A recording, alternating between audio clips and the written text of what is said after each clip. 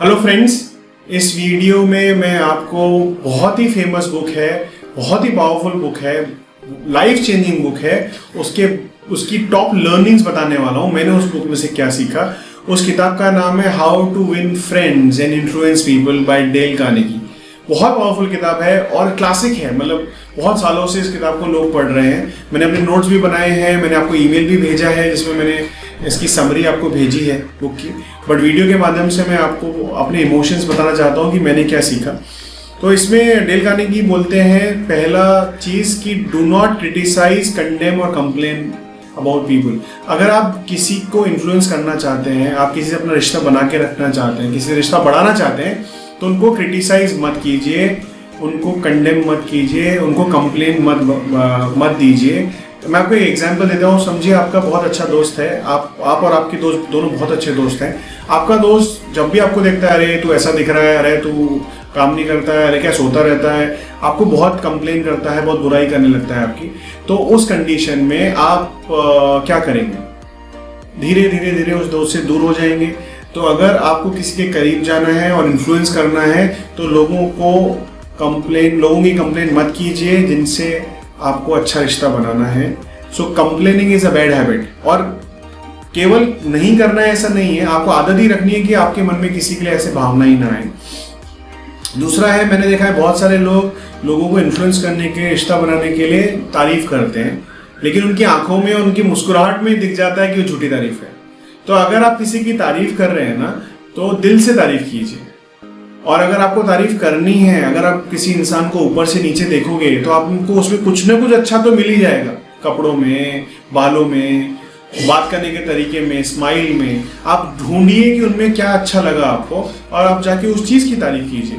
बिना मतलब झूठी तारीफ करने से सामने वाले को समझ में आ जाता है कि आप उसकी झूठी तारीफ कर रहे हो। सबसे बड़ा प्रॉब्लम लाइफ में अभी ये है कि लोगों को खुद को पता नहीं कि वो झूठी तारीफ करते हैं। तो जब आप तारीफ कर रहे हैं, किसी की तारीफ कर रहे हैं, तो आप अपने दिल पे हाथ रख के सोचिए कि आप सच में इसकी तारीफ कर रहे हैं कि केवल ऐसे ही तारीफ कर रहे हैं। अच्छे से तारीफ कीजिए, मन लगा के तारीफ कीजिए। और नहीं कुछ अच्छा दिखता तो मत कीजिए, कंप्लेन भी मत कीजिए और तारीफ भी मत कीजिए। दूसरा है, जब भी आपको किसी को इन्फ्लुएंस करना है, अच्छी फ्रेंडशिप बनानी है, तो उनको अपने कान दीजिए, उनकी बात सुनिए। कान दीजिए का मतलब listening is more powerful than talking. भगवान ने हमको एक मुंह दिया और दो कान दिए हैं। इसका मतलब भगवान भी चाहता है कि हम ज़्यादा सुने और कम बोलें। दुनिया में लोग किसी को बहुत ज़्यादा बोलने नहीं देते, बात कंप्लीट नहीं करने देते, बात काटते हैं। अगर आप किसी के साथ बैठेंगे, उनकी बातें सुनेंगे और उनसे सवाल ही इस तरीके से पूछेंगे कि वो और आपसे बात करें, तो आपसे बात करते करते, आप उनकी बातें सुनते सुनते उनका आपके ऊपर ट्रस्ट बहुत बढ़ जाएगा। बिकॉज जिसको हम ज़्यादा लिसन करते हैं उसको समझ पाते हैं और वो हमें समझ पाता है और रिश्ता इम्प्रूव हो जाता है। दूसरा, कई बार ऐसा होगा जब आप किसी से बात कर रहे हैं तो वो सामने वाला आपको बात जो बोलता है उससे आप एग्री नहीं करते हैं। अगर आप उस बात से एग्री नहीं करते हैं तो आप उनको ये मत बोलिए कि तुम गलत हो, यू आर रॉन्ग। वो इस तरीके से इसको हैंडल करना गलत है। आपको क्या करना है, आपको उनको बोलना है कि आप जो बोल रहे हैं वो सही है आपके पर्सपेक्टिव से, जिस तरीके से आपने जिंदगी जी है, जिस तरीके से आप देखते हो। लेकिन मैं आपको एक और पहलू बताना चाहता हूँ, आप उसको एनालाइज कीजिए कि वो पहलू सही है या गलत है, और फिर डिसाइड कीजिए कि आपका पहलू बेहतर है कि ये पहलू बेहतर है। लेकिन डायरेक्टली किसी को बोल देना कि नहीं आप गलत हो, आप गलत तरीके से, आप जो बात बोल रहे हो गलत है, तो सडनली लोग आपकी बात सुनना ही बंद कर देंगे और रिश्ते खत्म हो जाएंगे। तो show respect for other peoples opinion.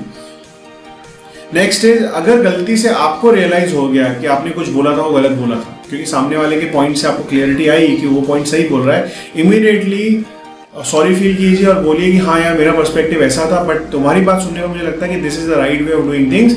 Thank you for helping me and I am sorry कि मैं आपसे आर्ग्यू कर रहा था। तो अगर गलती हो जाए, माफ़ी मांग लीजिए और सामने वाले को अप्रिशिएट कीजिए क्योंकि उसने आपकी तारीफ की और उसने आपकी मदद की। और दूसरे के पॉइंट ऑफ व्यू को समझने की कोशिश कीजिए। कई बार मैंने ऐसा देखा है कि जिंदगी में दो लोग जिनके बीच में झगड़ा हो रहा है, जिस भी बात में झगड़ा कर रहे हैं ना, दोनों अपनी अपनी जगह सही होते हैं, लेकिन फिर भी झगड़ा हो रहा होता है। तो आपका ये काम है कि आप सामने वाले के शूज में पैर रखिए, सामने वाले की कुर्सी पे बैठिए और सोचिए कि क्या उसकी जगह आप होते तो आप कैसा बिहेव करते। Same circumstance. It's important to understand other people's life also, circumstances also before we start judging them. उनको जज करने से पहले सोचिए कि उस किस कंडीशन में आप कैसा बिहेव करते हैं। अगर कभी आप किसी से बात कर रहे हैं, आपने कोई पॉइंट बोला और सामने वाले ने वो पॉइंट आपको समझाया और आपको समझ में आ गया और आपको लगा कि आपका पॉइंट सही नहीं है और सामने वाले का पॉइंट सही है, तो आपका काम ये है कि पहले तो उसको अप्रिशिएट कीजिए कि थैंक यू, आपने मुझे पर्सपेक्टिव बताया और मुझे लगता है कि आप जो बोल रहे हैं सही है। और अगर आपने ज़्यादा आर्ग्यू किया है तो सॉरी फील कीजिए, बोलिए आई एम सॉरी, मैंने आपसे बहुत आर्ग्यू किया मेरे गलत पॉइंट होने के बाद में ही। अगर आप अपनी गलती को मान लेंगे और सामने वाले को अप्रिशिएट करेंगे तो आपका रिश्ता पहले से और भी अच्छा और भी गहरा बन जाएगा। जब भी किसी से बात करते हैं तो सामने वाले को पूरी बात रखने का मौका दीजिए, पूरी बात करने का मौका दीजिए, उसकी बात को बीच में मत काटिए।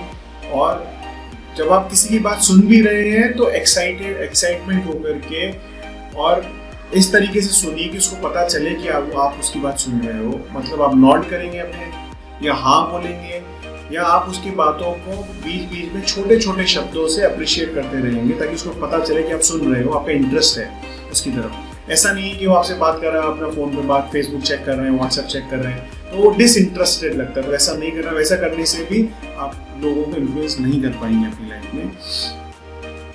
दूसरा लास्ट है कि कई बार ऐसा होगा कि आप सामने वाले को अपनी बात समझाने की कोशिश कर रहे हैं और अच्छे से समझा रहे हैं लेकिन उनको समझ में नहीं आ रही, आपका पॉइंट और उनका पॉइंट भी बहुत अलग है।